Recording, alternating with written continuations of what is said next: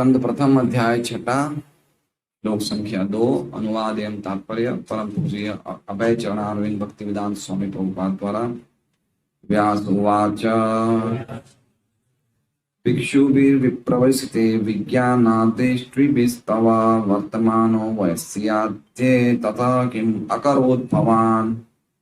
व्यास उवाच, शील व्यासदेव ने कहा, भिक्षु भी महान साधुओं द्वारा विप्रवसिते अन्य स्थानों को चले जाने पर विज्ञान अध्यात्म का वैज्ञानिक ज्ञान आदेष्ट्री भी जिन्होंने उपदेश दिया था, तब आपका वर्तमान वैसी आयु के आद्य प्रारंभ में तथा तत्पश्चात किम क्या अकरोत किया भवान आपने। अनुवाद। श्री व्यासदेव ने श्री नारद मुनि से कहा, आपने उन महामुनियों के चले जाने पर क्या किया जिन्होंने आपके इस जन्म के प्रारंभ होने से पूर्व आपको दिव्य वैज्ञानिक ज्ञान प्रदान किया था। ओम अज्ञानतिमिरान्धस्य ज्ञानाञ्जनशलाकया चक्षुरुन्मीलितं येन तस्मै श्रीगुरवे नमः। श्रीचैतन्यमनोभीष्टं स्थापितं येन भूतले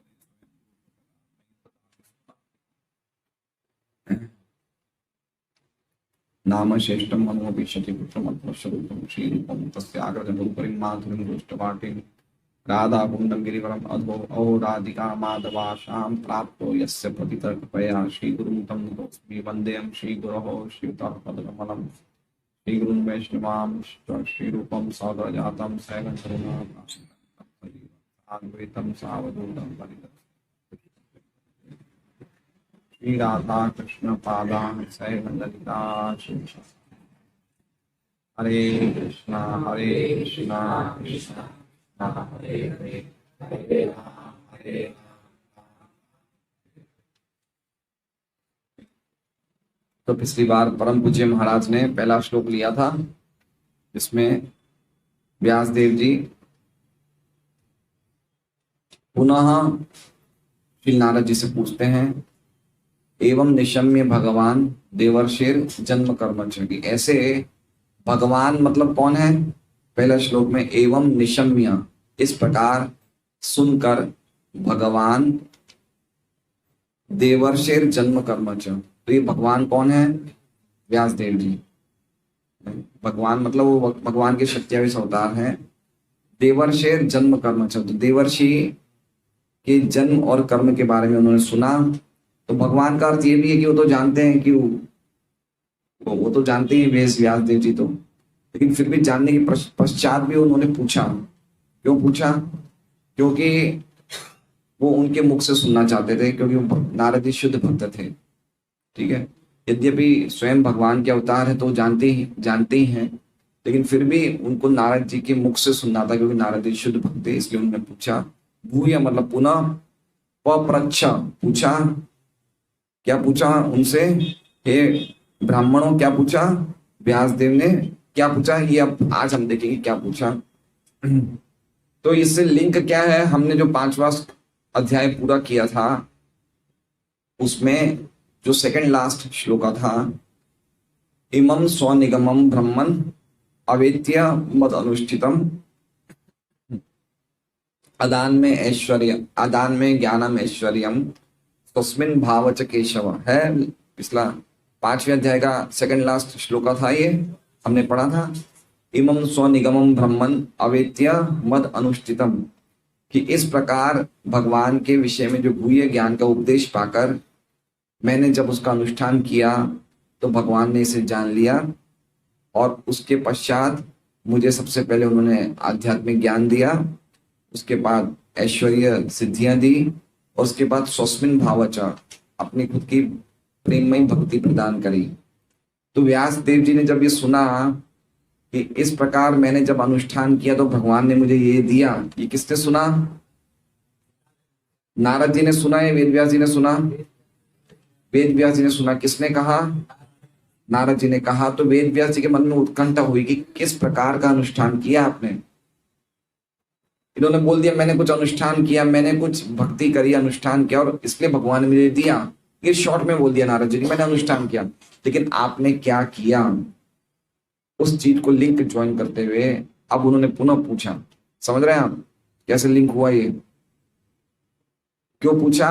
क्योंकि उन्होंने पूछा, सुना था कि नारद जी ऐसा बोल रहे हैं मैंने अनुष्ठान किया, लेकिन क्या किया कि आपको ब्रह्मा जी का, आपको नारद जी का शरीर मिला, भगवान ने आपको शुद्ध प्रेम में भक्ति दी। इस प्रकार आप हमें बताइए कि आपने क्या किया।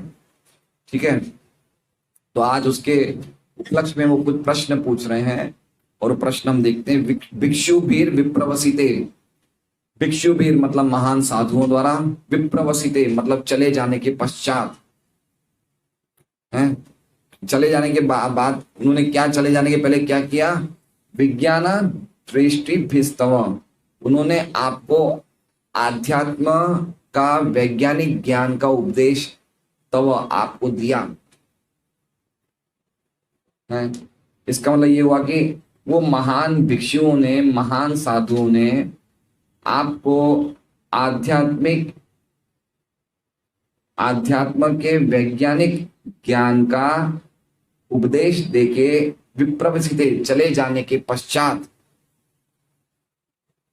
है, चले जाने के बाद पश्चात वर्तमानो वयसी आद्य, वयसी मतलब उम्र, आद्य मतलब बचपन की, और वर्तमान मतलब वर्तमान स्थिति में, मतलब उस समय आप बचपन की उम्र, बचपन की आयु में वर्तमान थे।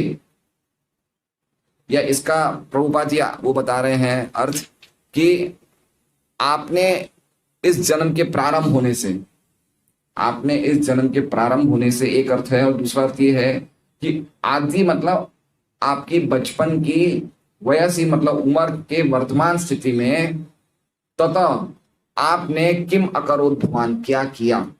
ठीक है, तथा मतलब तत्पश्चात, तत्पश्चात किम क्या किया, अकरोत आपने क्या किया। ठीक है, तो इसका अर्थ क्या होगा?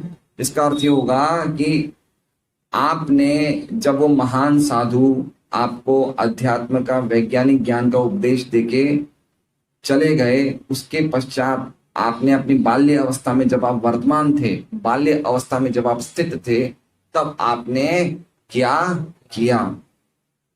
ठीक है, ये इनकी पहला प्रश्न था। वेद व्यास जी कैसे कुछ प्रश्न पूछेंगे वो 2-3 श्लोकों में, हो सकता है हम शायद 2 या 3 श्लोक प्रयास करेंगे आज लेने का।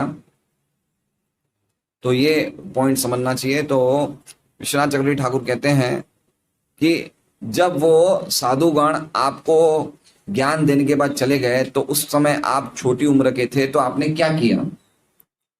विप्रवसिते का अर्थ हो गया, विप्रवसिते मतलब वहां से निकल चले गए, विप्रवसिते मतलब वहां से चले गए। कहां से चले गए? जहां पे वो थे 4 महीने, वहां से वो जब चले गए, तो उस समय आपने क्या किया? तो नारद जी ये पूछ सकते थे, भाई मैं क्यों बताऊं तुम्हें, मैं क्यों बताऊं तुम्हें, मैं क्यों बताऊं, ये मेरी पर्सनल लाइफ है, क्यों बताऊं?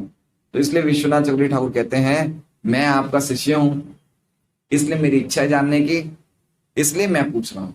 ठीक है, कोई भी व्यक्ति अपनी पर्सनल लाइफ तो किसी को बताता नहीं है। ठीक है, लेकिन चूंकि मैं आपका शिष्य हूं, मैं जानना चाहता हूं, इसलिए मैं आपसे पूछ रहा हूं। ठीक है, बहुत सिंपल समझने जैसा है। तात्पर्य, श्री व्यासदेव स्वयं श्री नारद मुनि के शिष्य थे, अतः गुरु से दीक्षित होने के पश्चात नारद मुनि ने जो कुछ किया उसे सुनने की उत्कंठा स्वाभाविक थी। आगे ना ये विश्वनाथ चक्रवर्ती ठाकुर का, सुनने की उत्कंठा स्वाभाविक थी। वे नारद मुनि की ही तरह, वे नारद मुनि की ही तरह सिद्धावस्था प्राप्त करने हेतु उनके चरण चिन्हों का अनुसरण करना चाह रहे थे। आध्यात्मिक गुरु से पूछने की आकांक्षा, जिज्ञासा प्रगति पथ पर बढ़ने हेतु आवश्यक है। इस विधि का शास्त्रीय नाम सद्धर्म परीक्षा है। सद्धर्म मतलब सनातन धर्म, परीक्षा मतलब पूछना। तो एक बात समझिए कि जब तक हमारे मन में जिज्ञासा नहीं होगी, कुछ पूछने की, तब तक हम प्रगति नहीं कर सकते हैं। तो हम देखते हैं कि उनको उत्कंठा थी कि क्या किया आपने। जैसे हमें उत्कंठा कभी हुई कि हमारे महाराज तो विदेश में जन्म लिए, तो उन्होंने इतनी जल्दी कैसे किया जो इतने शुद्ध भक्त बन गए, है ना, जिनका कोई बैकग्राउंड नहीं था, क्रिश्चियन बैकग्राउंड था। तो हमने कभी उत्कंठा होती है ऐसी, होती है, सबको होती है, किसी किसी को होती है, सबको नहीं होती है। तो उत्कंठा होनी चाहिए कि उन्होंने किस तरह से गंभीरता से भक्ति करी। और प्रभुपाद जी से तो 2-3 बार ही मिले थे वो, फिर भी उनके आदेश का इतना दृढ़ता से पालन कर रहे हैं, तो कैसे वो, कितनी बड़ी बात है। तो हमें सुनना चाहिए भी, उससे हम भी कुछ अनुसरण करें। तो ये बात होनी चाहिए। कौन सा श्लोक है उपदेशामृत का, चौथा श्लोक क्या है, क्या है, उपदेश वो देते हैं, लेते हैं, क्या है, ददाति प्रति गुणाति गुह्यम आख्याति प्रच्छति। गुह्यम आख्याति, गुह्य चीज को बताते हैं और भक्त पूछते हैं। तो ये हमारी जिज्ञासा होनी चाहिए कि हम पूछें। कोई मुश्किल से अपने इस समूह में 2-3 भक्त मेरे से कुछ पूछते हैं, बाकी कोई पूछता ही नहीं है कि क्या इसका अर्थ है, क्या है, या हमें जिज्ञासा नहीं है। या तो फिर इसका मतलब ये हो गया हम सब समझ रहे हैं, जान रहे हैं, ये अर्थ हो गया। अगर ये अर्थ नहीं तो हमारे पास जिज्ञासा नहीं है जानने की। तो जब तक जिज्ञासा नहीं होगी हम नहीं समझ सकते हैं इन बातों को। बहुत सी चीजें हैं जो हमें समझनी चाहिए। इच्छा होनी चाहिए जानने की, इसे कहते हैं स्पिरिचुअल एंजाइटी, आध्यात्मिक इच्छा, आध्यात्मिक चिंता की भी हम समझें। ये भी नहीं हो तो कम से कम हम भक्तों में किसी के चिंता को दूर करने की भी भावना होनी चाहिए। आप समझ रहे हैं? जैसे आप समझिए ये सेंटर गोपाल प्रभु के घर पे है, तो वो कुछ प्रयास कर रहे हैं, कुछ मेहनत कर रहे हैं। जब ये सेंटर नहीं था तब उनकी मेहनत कम थी, अब मेहनत ज्यादा हो गई। तो हमें उनसे पूछना चाहिए, प्रभु जी कुछ काम हल्का हम भी कर दें, आपका कुछ सेवा हो तो बताइए। कितने लोग पूछते हैं? कितने लोग पूछते हैं? पूछते हैं कोई? रमेश भाई पूछते हैं। आप समझ रहे हैं बात को? कल वो भक्त लोग 300 किलो हल्दी लेके आए, उन्होंने मेहनत करी, उगाई हल्दी। हम तो फार्म पे रह नहीं सकते हैं, लेकिन उनकी चिंता हल्की तो कर सकते हैं कि एक निश्चय करें कि भाई हम शहर में रहने वाले हैं, हमारे काफी संपर्क हैं, तो चलो कितनी की हल्दी लाएं, हम लोग यहाँ पे निकालने का प्रयास करेंगे। हमने कितनी ली? जितनी हमें आवश्यकता थी। सही बात है, बाकी हमें क्या जरूरत है? देखिए, एक होता है भौतिक टेंशन, भौतिक चिंता, एक होती है आध्यात्मिक चिंता। आध्यात्मिक चिंता करनी चाहिए, भौतिक चिंता नहीं करनी चाहिए। ज्ञानियों के मार्ग में टेंशन मत लो, लेकिन भक्तों के मार्ग में टेंशन लो, लेकिन आध्यात्मिक टेंशन लो। क्योंकि आध्यात्मिक चिंता में, आध्यात्मिक टेंशन में आनंद है। समझ रहे हैं आप? तो हमें टेंशन मुक्त जीवन नहीं जीना है, टेंशन युक्त जीवन जीना है। लेकिन टेंशन कैसा होना चाहिए? आध्यात्मिक होना चाहिए, कि किसी का भला हो जाए, पर्टिकुलरली कोई भक्त का कल्याण हो जाए या भक्त को खुशी हो जाए। आज हमने सब बोरियां उतार दी, यहाँ पे 300 किलो जितनी भी बोरियां सब उतार दी। सुबह सुबह मेरे मन में ऐसा आया कि चलो भाई अपने उतार दे सब बोरियां जितनी। और महाराज रोड में तो कल मुश्किल से 10 किलो भी नहीं गया। अब इतना वजन लेके आए हैं, क्या करेंगे? हम ही उतार देते हैं। कोई प्रयास करेंगे भाई, कितना 250 50-60 किलो कल गया था, बाकी 250 जो किलो बचा है हम लोग ही प्रयास करेंगे। इसे कहते हैं आध्यात्मिक टेंशन लेना, कि उन्होंने उगाया, उन्होंने मेहनत से, शुद्धता से उगाया। 2000 किलो है, हमारे महाराज का ही फार्म प्रोजेक्ट है, प्रभुपाद जी की इच्छा है, तो चलो हम लोग थोड़ा टेंशन बांट लें। आप समझे? ये भावना होनी चाहिए। प्रभुपाद जी अमेरिका गए, हमें तो बोल नहीं रहे अमेरिका जाने को प्रचार करने, तो क्या उनके टेंशन को थोड़ा कम कर दें कि चलो भाई हम भी प्रचार करें। आप समझ रहे हैं? चैतन्य चैतामृत में चैतन्य महाप्रभु हरिदास ठाकुर को बोलते हैं कि मुझे बड़ी चिंता है कि कैसे इन यवनों का, इनका कैसे उद्धार होगा। तो महाप्रभु को हरिदास ठाकुर बोलते हैं कोई बात नहीं, मैं आपकी चिंता लेता हूँ। तो प्रभुपाद जी तात्पर्य में लिखते हैं कि ये हर भक्त का कर्तव्य होना चाहिए, अपने गुरु के टेंशन ले ले। ये भावना होनी चाहिए कि आपके गोपाल प्रभु आपका क्या क्या सेवा है, कुछ मैं ले लूं। या फिर हम लोग कितने कम समय में, हमने 5-6 महीने में कितने भागवतम सेट किए। कोई चला के मुझे पूछता है प्रभु जी लाइए मैं 20-25 फोन कर दूं, किसी को बुलाना है बुलाइए। नहीं, कोई नहीं पूछता है, हम लोग पूछते ही नहीं है। पूछते हैं हम लोग, कभी कभार मैं चला के देता हूं कि भाई आप फोन करिए, अगर मैं भूल जाता हूं तो आगे से कोई पूछता ही नहीं है कि प्रभु जी लाइए 10 जनों को हमने भागवतम सेट वितरण किया है। कितने बड़े बड़े महान सज्जन लोग हैं जिन्होंने भागवतम सेट लिया है, उनको बुलाएं। हम लोग टेंशन नहीं ले रहे हैं। हमारा सिस्टम क्या है कि जो व्यक्ति खट रहा है उसे और खटाओ, क्या बोला जाता है, जो व्यक्ति घिस रहा है उसे और घिसो। हम उसका टेंशन नहीं लेना चाहते हैं। तो ये जो मेंटेलिटी है, ये मेंटेलिटी भक्ति में आने के पश्चात भी इंद्रिय तृप्ति की मेंटेलिटी है। भक्ति में तो आ गए लेकिन हम इंद्रिय तृप्ति करना चाहते हैं। लेकिन भक्ति की मेंटेलिटी क्या होनी चाहिए कि भगवान की इंद्रिय तृप्ति करें, शुद्ध भक्तों की इंद्रिय तृप्ति करें। माधवेंद्रपुरी के सपनों में आया, भगवान ने कहा जाओ चंदन ले आओ, तुरंत अगले दिन निकल गए। जगन्नाथपुरी से 80 किलो चंदन ला रहे हैं। उन्होंने टेंशन ये ही नहीं चिंता करी कि मैं कैसे वजन उठाऊंगा, पैदल चलूंगा। भगवान ने देखा ये मेरे लिए इतना टेंशन करा, तो भगवान ने अपने आप ही उनका काम हल्का कर दिया, बोले तुम वहीं उतार देना रेमुना में। तो एक्चुअली में भगवान के लिए हम जब टेंशन उठाते तो भगवान खुश होते हैं। काम तो करने वाले वही हैं, हम तो काम करने वाले नहीं हैं। भगवान खुश होते हैं कि देखो ये भक्त मेरे लिए टेंशन ले रहे हैं। और हम टेंशन तो लेते ही हैं। हम घर लेते हैं तो लोन लेते हैं, पैसा लेते हैं, व्यापार करते तो हम कोई ना कोई मेहनत करते, तो टेंशन तो हम ले ही रहे हैं। तो भगवान के लिए टेंशन लेना भगवान को अति प्रिय है। आप समझ रहे हैं बात को? मेरा पॉइंट क्या कहना है? मेरा पॉइंट ये कहना है कि ऐसा नहीं है कि भागवतम क्लास में आए, प्रसाद लें, चले जाएं। अच्छा है, ये नहीं आने से तो अच्छा है, लेकिन उसके पश्चात हमें कैसे कुछ महाप्रभु के आंदोलन में हिस्सा बनना है, कि कुछ प्रचार में कुछ हम लोग हिस्सा बने। तो पूछना चाहिए कि प्रभु जी कैसे होगा, ये अपने हल्दी पे कैसे प्रयास करें। क्या कोई व्यक्ति एक एक फोन करे अपने आसपास संबंधी को 5-5 किलो हल्दी नहीं बेच सकता है? बेच सकता है, बेच सकता है, नहीं बेच सकता है। लेकिन टेंशन हमने ले लिया बस। ये भावना बहुत खतरनाक है भक्ति में। इसलिए ये जिज्ञासा है कि भाई हम उन्होंने क्या किया, उनके जीवन के बारे में जानो। भक्त लोगों के बारे में जानना, उनको तुष्ट करना, उससे भगवान बड़े प्रसन्न होते हैं।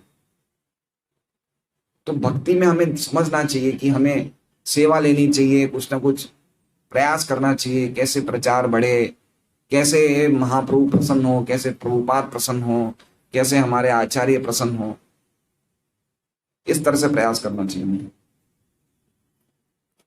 इसलिए इसका नाम है आध्यात्मिक गुरु से पूछने की आकांक्षा।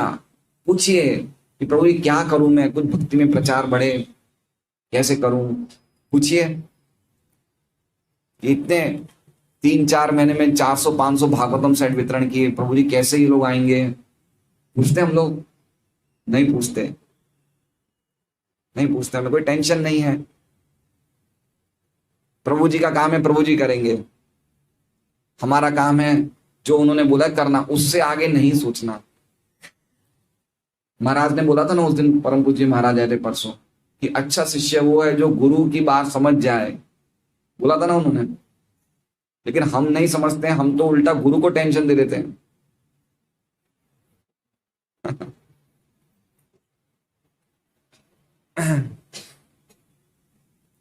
तो इसलिए ये सद्धर्म प्रच्छा है।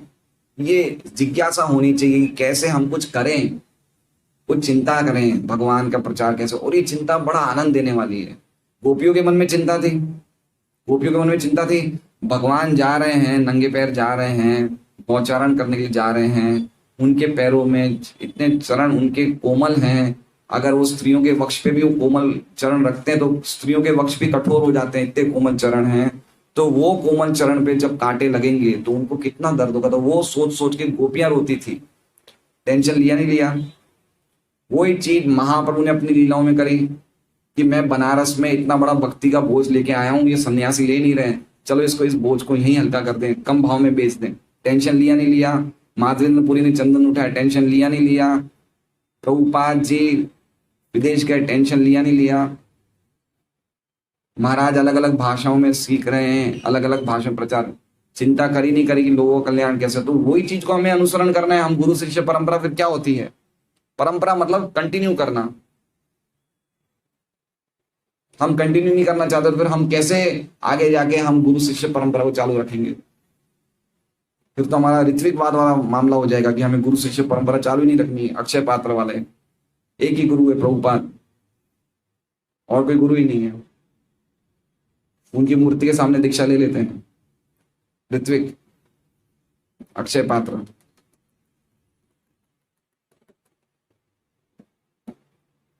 तो ये शिष्य ये बताना चाहते हैं कि कैसे हम देख रहे हैं, अलग अलग दृष्टांत देखते हैं कि कैसे गुरु और शिष्य में आपस में बातचीत होती थी, कैसे आपस में वो लोग भूय बातें पूछते थे। हम देखते हैं मैत्रेय और विदुर के बीच में चला, सूत गोस्वामी शौनकादि ऋषि के बीच में चला, व्यासदेव नारद जी में चला, युधिष्ठिर और नारद जी में चला, कितनों के बीच में से संवाद हुए।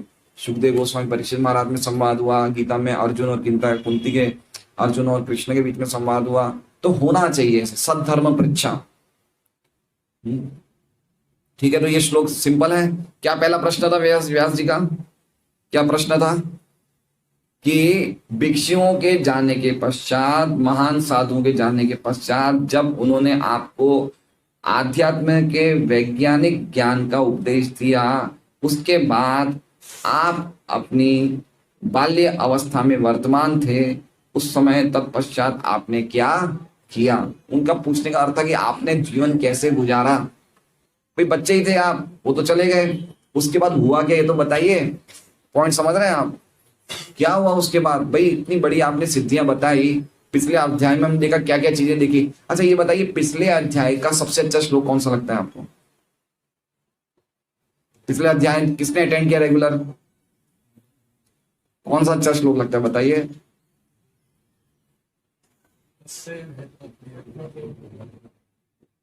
सबसे अच्छा श्लोक इनको लगा तस्सेव हेतो।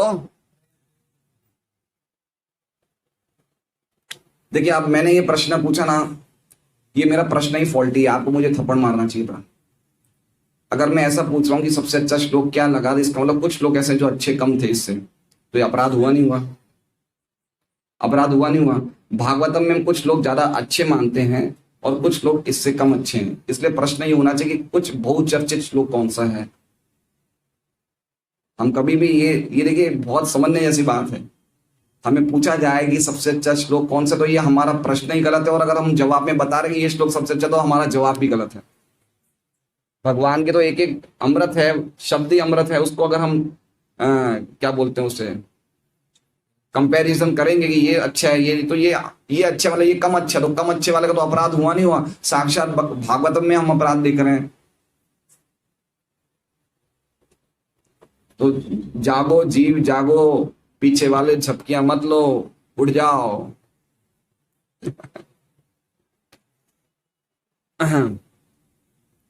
तो ठीक है, तो ये हम समझ गए। अब सेकंड श्लोक पे, थर्ड श्लोक पे जाए। स्वयंभुव कयावृत्या वर्तितं ते परम वयः, कथम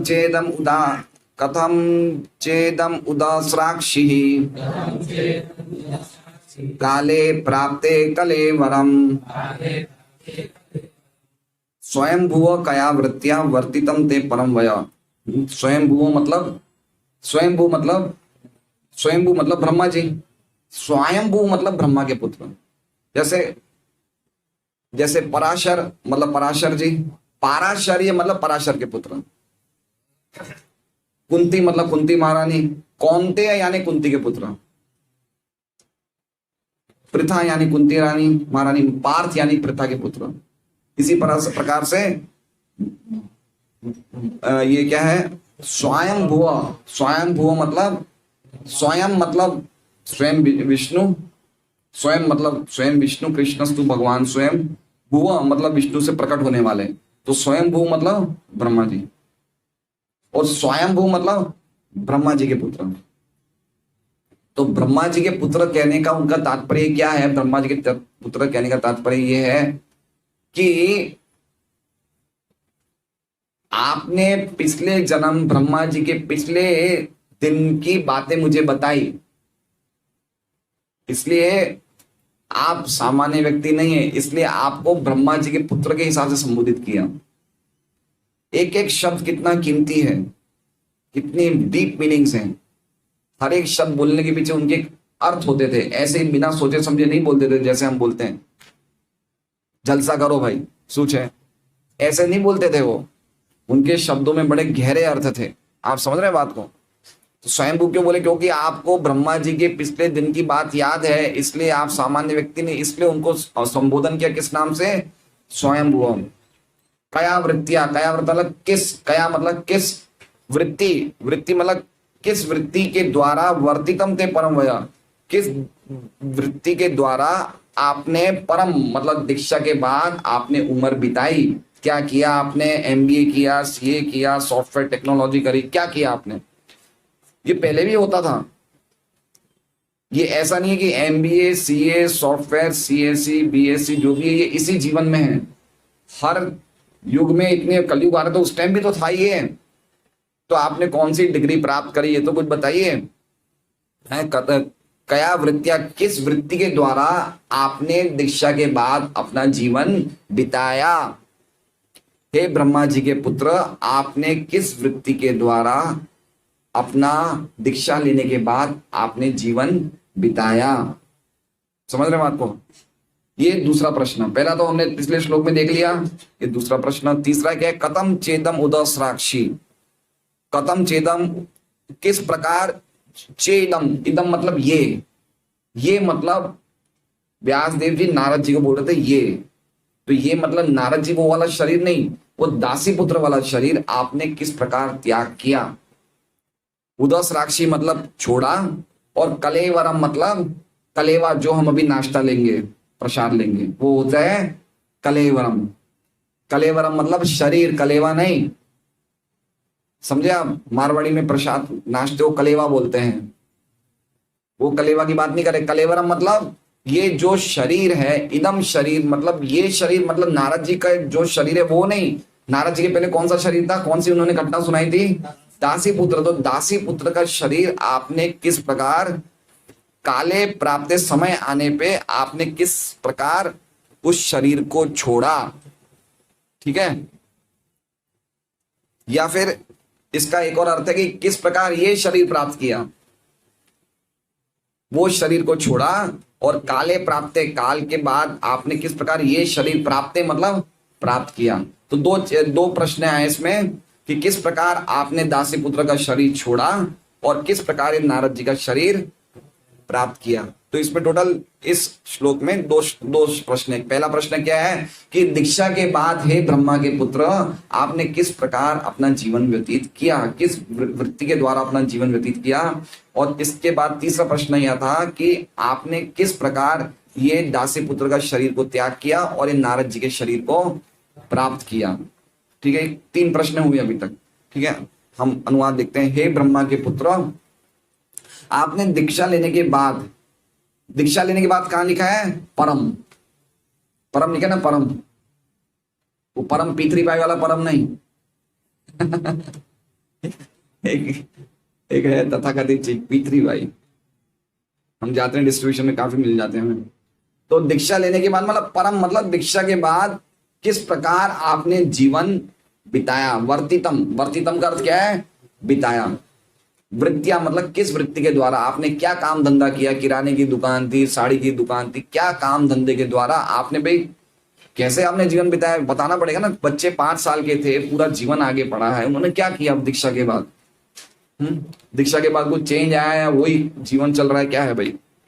और किस प्रकार कथम और किस पर जीवन बिताया, और यथा समय अपने पुराने शरीर को त्याग कर आपने ये शरीर कैसे प्राप्त किया। श्लोक के अनुसार पता चल गया आपको। कथम चेदम उदस्राक्षी प्राप्ते काले प्राप्ते कलेवरम। कलेवरम का अर्थ क्या होता है लायक सिंह जी? कलेवरम का अर्थ क्या होता है? हैं? बदलाव। शरीर, मैं कितनी बार बोलता हूँ शरीर। हर एक व्यक्ति को गौशाला का दूध पीना चाहिए। देखिए प्रभुपाद जी क्या बोलते हैं गौशाला के दूध के लिए, कि हमारे जो फाइनल टिश्यूज हैं, प्रभुपाद जी ने इतना दूध का प्रचार करते थे कि जो हमारे ब्रेन के टिश्यूज हैं, आध्यात्मिक टिश्यूज हैं, वो गौ माता के दूध पीने से वो हो जाते हैं, क्या कहते हैं, ट्यून अप हो जाते हैं, बिल्कुल शार्प हो जाते हैं। इसलिए खाने पीने का बहुत फर्क पड़ता है। इसलिए भक्तों को सब चीजें शुद्ध खानी चाहिए। चीजें ऑर्गेनिक चीजें महंगी, लेकिन क्या करें, कुछ महंगे, कुछ खर्चे वर्चे थोड़े कम करें भाई, इसमें थोड़ा चीज, हमारा आहार शुद्ध होना चाहिए, नहीं तो हमारी बुद्धि काम नहीं करेगी। तात्पर्य, पूर्व जन्म में श्री नारद मुनि एक सामान्य दासी पुत्र थे, अतः वह शाश्वत जीवन, आनंद तथा ज्ञान से परिपूर्ण इस स्वरूप को किस प्रकार प्राप्त कर सके जानना महत्वपूर्ण है। आप समझ रहे हैं किससे बात कर रहे थे वेद व्यास जी? नारद जी से। और उनका स्वरूप कैसा था? कैसा था? शाश्वत जीवन, आनंद और ज्ञान से परिपूर्ण। क्या उनकी पर्सनैलिटी थी? आप देखिए शुद्ध भक्तों की पर्सनैलिटी से ही सामने वाला व्यक्ति आकर्षित हो जाता है। सही बात है। महाराज आए परसों, तो महाराज के बैठने से, उनसे बात करने से, उनके व्यक्तित्व से ही हम लोग शुद्ध हो जाते हैं देखने से। सही बात है ना? प्रभुपाद जी को देखिए, प्रभुपाद जी को कितने लोग देख के ही उनके जीवन समर्पित कर देते थे। प्रभुपाद जी के व्यक्तित्व को देखते कितने लोगों ने देखते उनसे कुछ सुना और अपना जीवन कृष्ण पूरा समर्पित कर दिया। तो ये एक शुद्ध भक्त की पर्सनैलिटी का फर्क पड़ता है। नारद जी का क्या प्रभाव था। वेद व्यास जी पूछ रहे हैं उनसे कि आपका ये दिव्य जो शरीर है, परिपूर्ण आनंद ज्ञान और ये चिन्मय शरीर है, किस प्रकार प्राप्त कर सके जानना महत्वपूर्ण है। श्री व्यासदेव की इच्छा थी कि नारद मुनि ये सभी तथ्य सबकी तुष्टि के लिए प्रकट करेगी। बताइए कि इसका क्या जवाब है, हमें बताइए।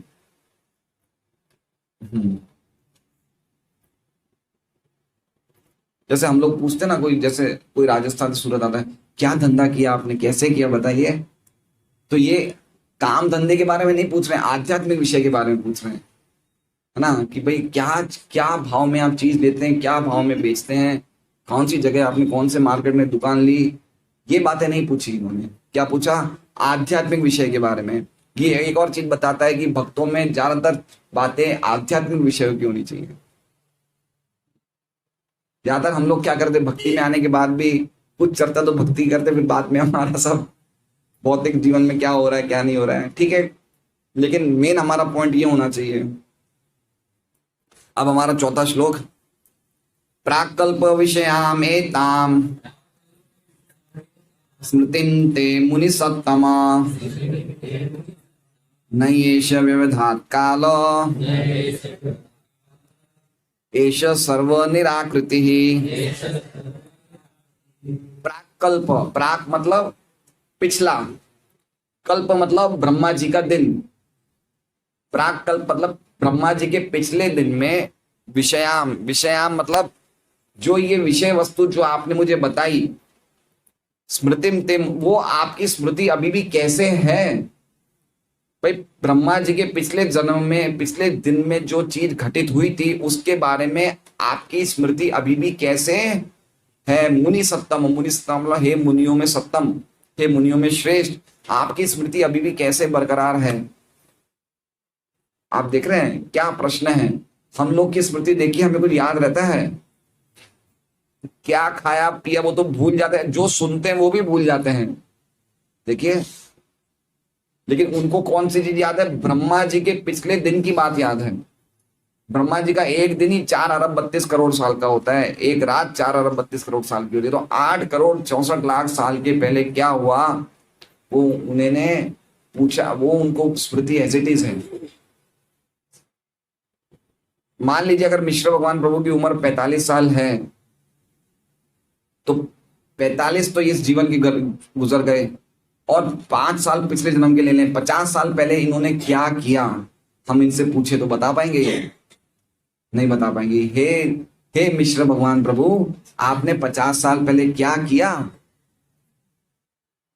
बोले प्रभु जी इस जीवन के ठिकाने नहीं है, आप पुराना क्यों पूछ रहे हो? तो वो पूछ रहे क्या स्मृति है आपकी, आपको ब्रह्मा जी के पिछले दिन की बातें याद है?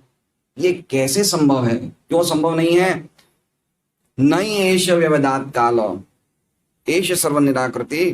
तो ये क्या आपने काल ने क्या आपकी स्मृति को नाश नहीं किया? व्यवधात मतलब खंडित नहीं किया? क्या काल तो सब कुछ नाश करने वाला है, तो क्या आपकी स्मृति को आपसे अलग नहीं किया? आप समझ रहे हैं? हमारी स्मृति को हमसे अलग कौन करता है? काल करता है ना। आप समझ लीजिए कि हम जो चीज हमने 10 दिन पहले भागवतम में चर्चा करी थी, वो हमें याद है क्या? किसने अलग करी स्मृति को? तो हम ऐसा क्यों बोलते हैं कृष्ण कथा में जो समय चला गया वो काल उस चीज को, समय को खराब नहीं कर पाएगा? हम बोलते हैं ना, जो समय हमने हरि नाम संकीर्तन, कृष्ण कथा में, भागवत श्रवण पठन में लगाते हैं, वो समय, वो काल हमारा सूर्यदेव छीन नहीं पाएंगे। तो इसका अर्थ क्या हो गया? दूसरी तरफ हमारा ये प्रश्न है कि इसका अर्थ तो ये भी होना चाहिए कि अगर हमने कुछ 10 दिन पहले पढ़ा वो हमें स्मृति में रहना चाहिए, तो ये तो काल नहीं छीनेगा। अगर हम भूल गए तो इसका मतलब काल ने छीन लिया ना, काल ने हमारी स्मृति से वो चीज अलग करी नहीं करी। इसका अर्थ ये है कि ऐसा नहीं है, वो हमारे बात चित्त में रहती है, जब हम वापस उसकी चर्चा करते तो याद आ जाती है। सही बात है। इसलिए उसका लाभ तो हमें मिलेगा ही मिलेगा, चाहे हम कितना भी भूल जाएं, लेकिन हमें भगवान की कथा में हमने बिताया हुआ क्षण, हर चीज का हमें परम लाभ मिलेगा। लेकिन अल्टीमेटली काल का स्वभाव बता रहे हैं, काल का स्वभाव ये कि हमारी स्मृति को हमारे से अलग कर देता है, खंडित कर देता है। नहीं एष व्यवधात काल एष सर्व निराकृति। एष मतलब यही काल, सर्व निराकृति मतलब सब कुछ नाश करने वाला है। तो क्या इसने आपकी स्मृति को नाश नहीं किया? ये कैसे संभव है कि आपको इतनी पुरानी चीजें अभी भी याद है? ये इनका चौथा प्रश्न था। ठीक है, देखिए इसमें एष काल है ना, एष काल मतलब ये काल मतलब कौन है? गीता में भगवान क्या कह रहे हैं? कालोस्मि लोकोशय, मैं ही काल हूं। तो काल मतलब भगवान का ही रूप है। सर्व निराकृति मतलब समय आने पर सबका नाश कर देता है। काल का स्वभाव क्या है? समय आने पर सब कुछ विनाश हो जाएगा, हो नहीं जाएगा, वो कर देगा। हमारा बड़ा व्यापार, बड़ा घर, बड़ा परिवार, सब कुछ नाश कर देगा। छोटा घर, छोटा परिवार, सब कुछ नाश कर देगा। निराकृति सब कुछ नाश करने वाला है। तो हे सूर्य सत्तम, अब विश्वनाथ चक्रवर्ती ठाकुर मुनि सत्तम के बदले क्या बोलते हैं? सूर्य सत्तम मतलब देवताओं को भी स्मृति भी काल नाश कर देता है। ऐसा नहीं कि देवताओं की स्मृति नहीं नाश करता है, लेकिन आप देवताओं में सत्तम है, इसलिए आपकी स्मृति नाश नहीं हुई, ये बताना चाहते हैं विश्वनाथ चक्रवर्ती ठाकुर। और प्राकल्प मतलब पिछले कल्प में। तो ये बात न व्यवधात, क्या काल ने आपकी स्मृति बाधित नहीं की, खंडित नहीं की? जो काल सब कुछ नाश करने वाला है, उस काल ने क्या आपकी स्मृति खंडित नहीं करी? वो भी वो चर्चा, वो विषय जो ब्रह्मा जी के पिछले दिन में हुआ था। तो हम श्लोक समझ गए आप लोग? मुझे कभी कभी लगता है कि मैं कुछ ज्यादा बोल रहा हूँ या कुछ हाई बोल रहा हूँ, क्योंकि आप लोग ऐसे मासूम चेहरों लटका के मुझे देखते हैं, तो मुझे लगता है कि आप लोग को समझ में आ रहा है नहीं आ रहा है। ये मुझे कभी कभी लगता है, क्या बात है। तो मैं बड़ा वो मैं उसमें आ जाता हूँ कि भाई ये मासूमियत को देख के क्या है चक्कर। तो ये श्लोक है, प्राक कल्प विषयामेताम स्मृतिम ते मुनि सत्तम। हे मुनि सत्तम, क्या पिछले जन्म के, ब्रह्मा जी के पिछले दिवस की विषय वस्तु की स्मृति आपकी काल ने खंडित नहीं करी? वो काल जो सबका नाश करने वाला है, क्या उस काल ने आपके पिछले, ब्रह्मा जी के पिछले दिन की बातें खंडित नहीं करी? ये कैसे संभव है?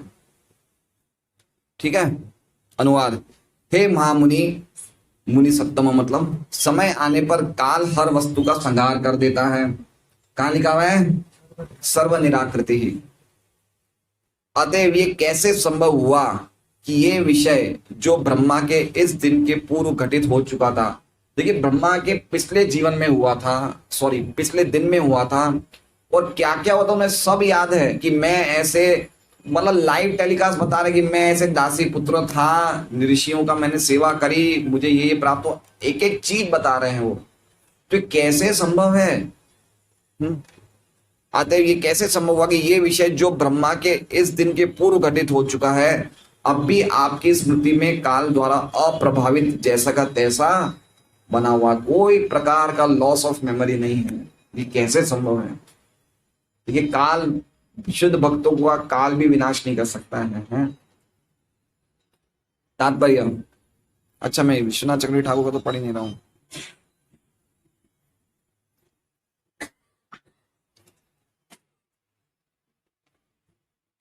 काल हर चीज का नाश कर देता, तो क्यों काल ने आपकी ब्रह्मा जी के पिछले दिन की स्मृति विनाश नहीं करी? क्यों नहीं करी काल ने? ये प्रश्न विश्वनाथ चक्रवर्ती ठाकुर पूछ रहे हैं। न व्यवधात मतलब खंडित नहीं करी। इसका अर्थ यह है कि काल ने आपकी स्मृति क्यों आपसे अलग नहीं करी और क्यों आपकी स्मृति का नाश नहीं किया। दो चीज, पहली खंडित नहीं करी मतलब अलग नहीं करी, और दूसरी नाश क्यों नहीं किया। दो चीज, दूसरी लाइन में दो चीजें पूछ रहे। न व्यवधात येष काल सर्व काल निराकृत सर्व एष निराकृति। दो चीज पूछा। क्या पूछा? पहला कि आपकी स्मृति को आपसे अलग क्यों नहीं किया, और क्यों काल ने आपकी स्मृति का नाश नहीं किया। तात्पर्य प्रभुपाद जी का, जिस प्रकार भौतिक शरीर के विनाश के पश्चात भी आत्मा नष्ट नहीं होती, उसी प्रकार आध्यात्मिक चेतना भी नष्ट नहीं होती। आध्यात्मिक चेतना वाला समझ रहे हैं? अभी हमारी भौतिक चेतना भी है और आध्यात्मिक चेतना भी है। भौतिक चेतना का अर्थ क्या हुआ? जैसे भौतिक चेतना का अर्थ ये है कि मेरी चेतना में अभी तक मेरे शरीर से संबंधित चीजों का ज्ञान है। ये क्या बोलते हैं इसे? भौतिक चेतना। भौतिक चेतना वाला समझ रहे हैं? जैसे ये मेरा घर है, ये मेरा परिवार है, ये मेरे बच्चे हैं, और इनको कुछ हो जाता है तो मुझे दर्द होता है ना? कैसा लगता है? कैसा लगता है? दर्द होता है ना? तो ये क्या है? हमारी भौतिक चेतना है। आप समझ रहे हैं? जब हमें दर्द होता है वो भौतिक चेतना है। और आध्यात्मिक चेतना का मतलब है जब हमें दर्द नहीं होता लेकिन फिर भी ड्यूटी बचाने के लिए करते हैं। समझ रहे हैं बात को? हम अपने कार्य शरीर से संबंधित लोगों के लिए कर रहे हैं, लेकिन एक हमारे कर्तव्य को पालन करने के लिए कर रहे हैं, भगवान की प्रसन्नता के लिए कर रहे हैं। दर्द नहीं हो रहा, लेकिन जब हमें दर्द हो रहा है इसका मतलब हमारी चेतना भी भौतिक है, ये चेतना नष्ट हो जाती है। लेकिन आध्यात्मिक चेतना, जो हम भगवान के बारे में सुनते हैं, भगवान के विषय में हमारे ज्ञान को हम जगाते हैं कि मैं शरीर नहीं हूं, मैं आत्मा हूं, मैं भगवान का अंश हूं, ये जो चेतना से संबंधित हम जो भी कार्य करते हैं वो चेतना नष्ट नहीं होती। मान लीजिए कि एट प्रेजेंट अगर हमारा शरीर का नाश भी हो जाए, हम मृत्यु को प्राप्त भी कर लें, लेकिन कम से कम हम अगला जीवन प्राप्त करेंगे तो उस जीवन में हमें भक्ति के बारे में बातें हमारी नष्ट नहीं होगी। हम वहीं से प्रगति करेंगे जहां से हमने शरीर छोड़ा था। हम तुरंत अगले जीवन में तुरंत 16 माला करना शुरू कर देंगे, भक्तों के संग में तुरंत चालू कर देंगे, हमारी प्रगति बढ़ जाएगी। बिल्कुल हम देखते ना, अभी भी कोई भक्त तुरंत 16 माला कर देते हैं, कोई भक्त को कितना टाइम लगता है। तो इसका मतलब उनका पिछले जीवन का वो चेतना चली आ रही है, आध्यात्मिक चेतना नष्ट नहीं होती, ये बोलना चाहते प्रभुपाद जी।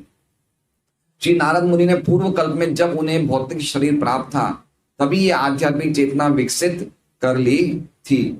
भौतिक शरीर की चेतना का अर्थ है भौतिक शरीर के माध्यम द्वारा अभिव्यक्त की गई आध्यात्मिक चेतना। देखिए, चेतना तो आध्यात्मिक ही है, पॉइंट समझिए पहले। चेतना क्या है? आध्यात्मिक ही है। लेकिन अभी जैसे मान लीजिए मैं इनसे प्रश्न पूछ रहा हूं, बेटा आपका क्या नाम है? तो बोल रहे मेरा नाम प्रथम है। तो चेतना क्या है? आध्यात्मिक है, लेकिन कौन से शरीर के द्वारा व्यक्त कर रहे हैं? ये भौतिक शरीर के द्वारा, इसलिए वो चेतना भौतिक शरीर की होती है। अगर ये बोलते हैं कि नहीं मैं कृष्ण का दास हूं तो इनकी आध्यात्मिक चेतना है। लेकिन अगर ये बोलते हैं मैं गोपाल नगर का निवासी हूं, मेरा नाम प्रथम है, तो ये क्या है? ये भौतिक चेतना है आध्यात्मिक चेतना। लेकिन चूंकि ये अपना शुद्धिकरण नहीं कर पाए हैं, इसलिए जब भौतिक शरीर के द्वारा आध्यात्मिक चेतना निकल रही है बाहर, तो किसके रूप में वो क्या बन जा रही है? वो भौतिक चेतना बन जा रही है। समझ रहे हैं बात को आप? जैसे पानी की बूंदे बारिश की जब नीचे ऊपर हवा में रहती है तो शुद्ध रहती है, जैसे ही मिट्टी पे गिरती है वो मटमेली हो जाती है। उसी प्रकार हम चेतना बिल्कुल शुद्ध हैं, लेकिन चूंकि हम इस भौतिक जगत शरीर में, और ये भौतिक शरीर प्रकृति के 3 गुणों से, तो जब हम अपना शुद्धिकरण नहीं करते हैं तो ये चेतना जब बाहर निकलती है तो दूषित होकर निकलती है। ये चेतना निकृष्ट, विनाशशील तथा विकृत होती है। कौन सी चेतना विकृष्ट होती है? निकृष्ट होती है भौतिक चेतना। ये विनाशशील है। विनाशशील मतलब आज मान लीजिए अगर शास्त्री माता जी ये सोच रहे हैं कि मेरे 2 लड़के हैं, इतने सारे पोते हैं, मैं चामुंडा रेसिडेंट की सबसे सुखी स्त्री हूं, मेरे पास सब कुछ है, इतने अच्छे बच्चे हैं, इतनी अच्छी बहुएं हैं, मैं सबसे सुखी स्त्री हूं, मेरे कोई दुख नहीं है, तो ये इनकी भौतिक चेतना है। तो ये चेतना क्या हो जाएगी? नष्ट हो जाएगी। लेकिन अगर ये सोच रहे हैं कि मैं भगवान की भक्ति में प्रयास करूंगी, मैं शुद्ध भक्ति करूंगी, मेरे बच्चों को भक्त बनाने का प्रयास करूंगी, इस घर को मंदिर बनाने का, जो तो इनका घर तो मंदिर ही है, तो ये क्या, ये आध्यात्मिक चेतना ये नष्ट नहीं होगी। सब चेतना का सवाल है, हमारी चेतना कैसी है? भक्ति करते हुए भी हम अपनी चेतना को सुधार पा रहे हैं, नहीं पा रहे हैं। लेकिन आध्यात्मिक स्तर पर अति मानस की परा चेतना आत्मा के समान ही श्रेष्ठ होती है और कभी विनष्ट नहीं होती है। तो इसका अर्थ क्या हो गया? जब हम आध्यात्मिक स्तर पर आएंगे तो हमारा मन और हमारा बुद्धि, इंद्रियां सब आध्यात्मिक हो जाएगी, और उसके बाद जो चेतना बनती है वो चेतना परा चेतना आत्मा के समान ही। परा चेतना मतलब भगवान। परा चेतना मतलब भगवान के समान ही वो श्रेष्ठ होती है और उसका कभी विनाश नहीं होता। तो पूरा हमारा जो ये प्रोसेस है, ये चेतना को ऊंचा लाने का प्रोसेस है। समझ रहे हैं बात को? चेतना कैसे उठाई जाए? शरीर की प्रगति बहुत मनुष्य जीवन का उद्देश्य नहीं है, चेतना की प्रगति, स्पिरिचुअल एलिवेशन। चेतना को कैसे ऊपर उठाया जाए? वो चेतना जितनी हम ऊपर उठा लेते हैं, जितना हमें अवसर मिल रहा है मनुष्य शरीर में, वही हमारी असली जीत है, क्योंकि वो चेतना कभी विनाश नहीं होगी। बाकी हम भौतिक जगत में जो काम कर रहे हैं उसी चेतना में भय जा रहे हैं, भौतिक चेतना में, वो विनाश होगी और वो वापस कैरी फॉरवर्ड नहीं होगी, वो ऐसी की ऐसी रहेगी। वो हमारा पूरा किया करा सब कुछ श्रम हो गया वो। हरे कृष्णा। श्रीमद् भागवतम की जय। कोई प्रश्न आपके हैं? अतिमानस, अतिमानस सुप्रामंडेन, ये होना चाहिए इंग्लिश के मतलब। अतिमानस मतलब मन के, इस मन के परे, भौतिक मन के परे, मतलब भौतिकता को पार करने वाला मानसिकता, मन मतलब आध्यात्मिक मन, आध्यात्मिक मन। अब मेरा प्रश्न है पहले प्रभुओं से फिर माताओं से। व्यास देव जी ने नारद जी से कौन से 4 प्रश्न पूछे? पहले प्रभु जी बताएंगे। एक क्षण आप रुक जाइए। और कौन बताएगा? राकेश जी आप भी रुक जाइए। हमारे झपकी मास्टर बताएं पहले। अच्छा, बिना झपकी मास्टर बताएं, पीछे वाले कौन बताएगा? बताइए प्रभु जी।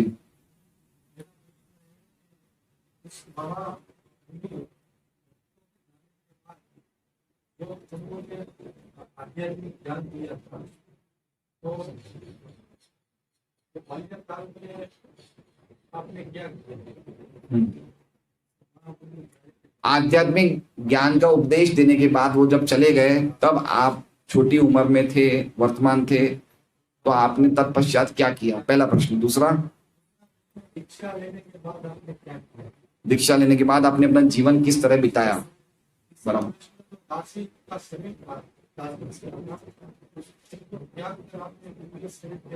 बहुत सुंदर। चौथा, चौथा प्रश्न है कि ब्रह्मा जी के पूर्व काल में घटी पूर्व दिन में अब भी आपको याद है कोई ऐसे संभव कि काल तो हर एक चीज का नाश कर देता है, काल तो सबकी स्मृति को अपने से अलग कर देता है, लेकिन आपकी काल ने बाधित नहीं करी, ये कैसे संभव है? ये 4 प्रश्न है। समझ गए आप लोग? कौन माता जी बताएंगे? मेरी तो बहुत इच्छा है कि आज मैं परमा माता जी से पूछूं। बताइए परमा माता जी। डिस्ट्रीब्यूशन में तो आप होशियार हैं, अब बताइए। हाँ बताइए। देख के मत पढ़िए, देख के तो सभी पढ़ लेंगे, सबके पास बुक है। कौन बिना बिना देखे कौन बताएगा? बताइए।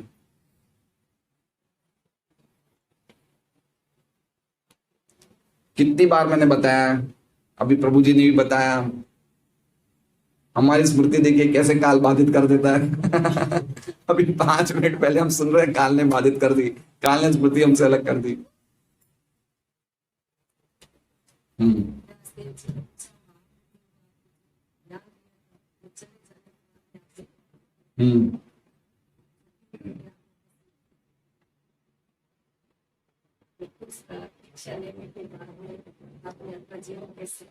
हाँ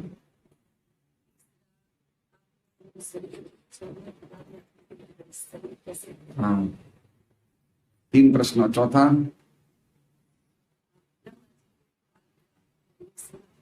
कैसे समय? अच्छा, बहुत सुंदर। तो पहला प्रश्न क्या था कि ये महान साधुओं के, जिन्होंने आपको आध्यात्म के विषय में वैज्ञानिक ज्ञान का उपदेश दिया, उसके पश्चात जब वो चले गए तो आपने, जो आपकी छोटी उम्र में आप वर्तमान थे, उस तत्पश्चात आपने क्या किया? दूसरा प्रश्न ये है कि हे ब्रह्मा जी के पुत्र, दीक्षा प्राप्त करने के बाद आपने किस वृत्ति के द्वारा आपका जीवन बिताया? और तीसरा प्रश्न था कि किस प्रकार आपने दासी पुत्र के शरीर को त्याग किया और किस प्रकार आपको एक दिव्य शरीर प्राप्त हुआ? और चौथा प्रश्न ये था कि काल तो सब नाश करने वाला है, काल तो सबकी स्मृति को बाधित करने वाला है, लेकिन आपकी स्मृति को क्यों नहीं बाधित कर पाया? उस विषय वस्तु के बारे में जो आपने ब्रह्मा जी के पिछले दिन में करी थी, वो विषय वस्तु अभी भी आपके हृदय में ताजा है, तो काल उस स्मृति को क्यों नहीं बाधित कर पाया है? काल तो सब कुछ नाश करने वाला है। ये 4 प्रश्न वेद व्यास जी ने नारद जी से पूछे। नारद जी क्या जवाब देते हैं? कृष्ण ने चाहा तो हम कल चर्चा करेंगे। हरे कृष्णा। तो अभी हम लोग ने